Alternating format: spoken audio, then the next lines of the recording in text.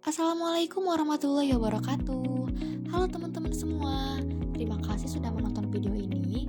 Pada video kali ini, aku bakal ngebahas tentang physical layer. Jadi teman-teman simak terus videonya ya. Pembahasan yang pertama yaitu mengenai definisi physical layer. Setiap layer pada OSI layer memiliki fungsi khusus agar data dapat selamat sampai di host tujuan. Salah satu dari ketujuh lapisan tersebut adalah physical layer, yang posisinya berada paling bawah pada proses transmisi data. Artinya, lapisan fisik inilah yang secara langsung berhubungan dengan perangkat keras, sehingga pemindahan bit data berjalan lancar antar device. Nah, untuk pembahasan yang kedua yaitu ada media fisik pada OSI layer. Oke, beberapa media fisik yang digunakan pada OSI layer. Yang pertama ada kabel. Kabel ini adalah alat transfer yang paling utama digunakan.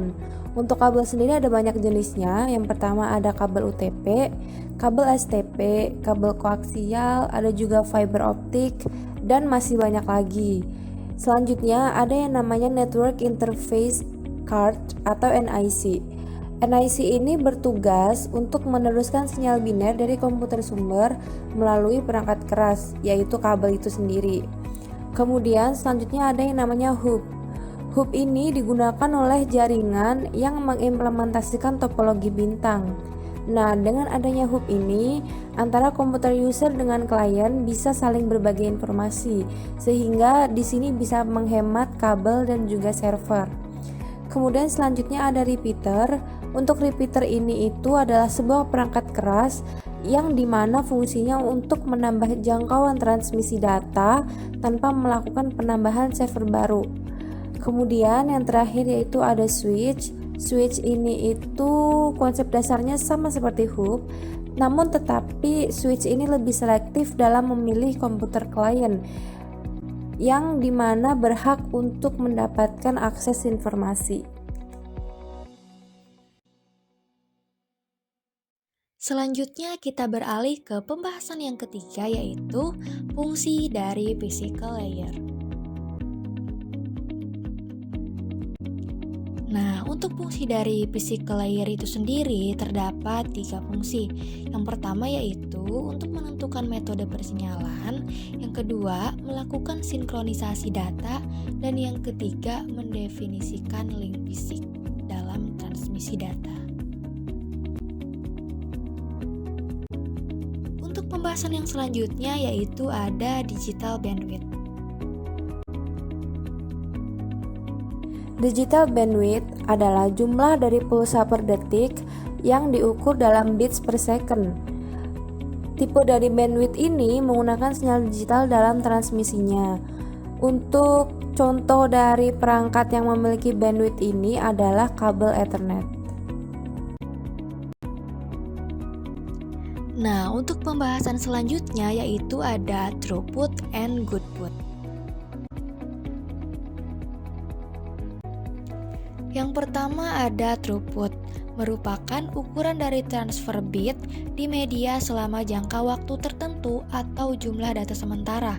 Karena sejumlah faktor, throughput biasanya tidak sesuai dengan bandwidth yang ditentukan dalam implementasi lapisan fisik seperti Ethernet. Banyak faktor yang mempengaruhi throughput, diantaranya jumlah lalu lintas, jenis lalu lintas, dan jumlah perangkat jaringan ditemui pada jaringan yang diukur. Nah, untuk yang kedua yaitu ada goodput, merupakan ukuran data yang ditransfer yang dapat digunakan selama jangka waktu tertentu atau jumlah data sementara yang dapat kita rasakan. Dan karena itu, ukuran yang paling menarik bagi pengguna jaringan.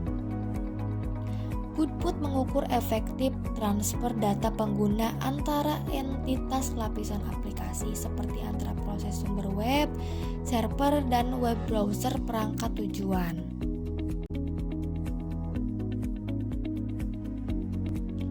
Pembahasan selanjutnya yaitu ada macam-macam konektor. Konektor berfungsi untuk menghubungkan satu perangkat dengan perangkat yang lainnya. Pada umumnya, konektor sendiri terdiri atas konektor plug atau male dan juga konektor soket atau female.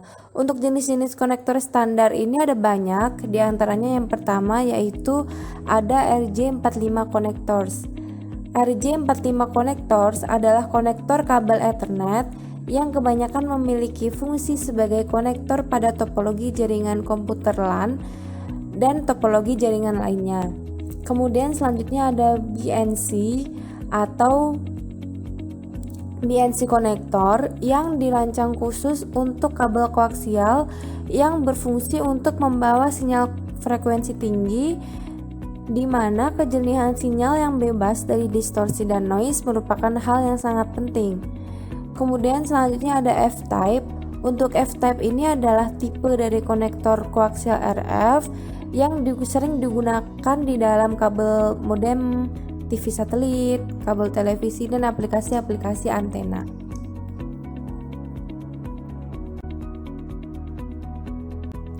Nah, untuk topik selanjutnya yaitu ada twisted pair wiring. Merupakan sebuah kabel yang mempunyai dua konduktor yang digabung. Selain itu, kabel ini juga merupakan media guided yang paling hemat dan paling banyak digunakan. Jenis media ini adalah media transmisi yang umum dipakai, terutama dalam dunia jaringan komputer. Jenis ini terdiri dari dua kawat yang disusun serta disekat dalam suatu pola spiral beraturan. Sepasang kawat mempunyai tugas sebagai satu jalur komunikasi tunggal. Nah, untuk pembahasan selanjutnya yaitu ada straight through cable.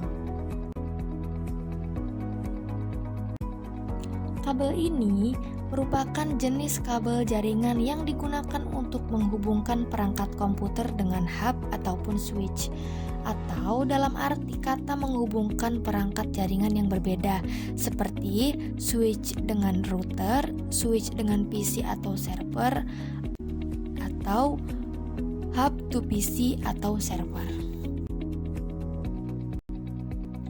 Selanjutnya yaitu ada crossover cable. Crossover kabel adalah kabel yang digunakan untuk menghubungkan dua perangkat jaringan Ethernet secara langsung. Umumnya dia digunakan pada dua perangkat yang sama seperti komputer dengan komputer atau juga bisa router dengan router. Untuk gambar yang ada di sebelah kiri ini adalah contoh dari kabel crossover. Nah, untuk pembahasan yang terakhir yaitu ada network topology. Yang pertama ada topologi ring. Topologi ring ini disebut juga topologi cincin, merupakan jenis topologi jaringan yang digunakan untuk menghubungkan sebuah komputer dengan komputer lainnya. Nah, untuk yang kedua ada topologi bus, merupakan topologi yang lebih sederhana, umumnya dilakukan pada instalasi jaringan berbasis kabel koaksial. Topologi yang ketiga yaitu ada topologi mesh. Topologi ini digunakan untuk rute yang banyak, kemudian menggunakan kabel tunggal sehingga proses pengiriman data menjadi lebih cepat tanpa melalui hub atau switch. Selanjutnya ada topologi star, merupakan topologi jaringan berbentuk bintang, di mana umumnya menggunakan hub atau switch untuk koneksi antar klien. Nah, untuk yang terakhir ada topologi tree atau topologi pohon, merupakan hasil penggabungan dari topologi bus dan topologi star. Oke, berakhir sudah pembahasan mengenai physical layer pada video kali ini. Terima kasih buat teman-teman yang sudah menonton, semoga bermanfaat. Sekian, wassalamualaikum warahmatullahi wabarakatuh. See you guys.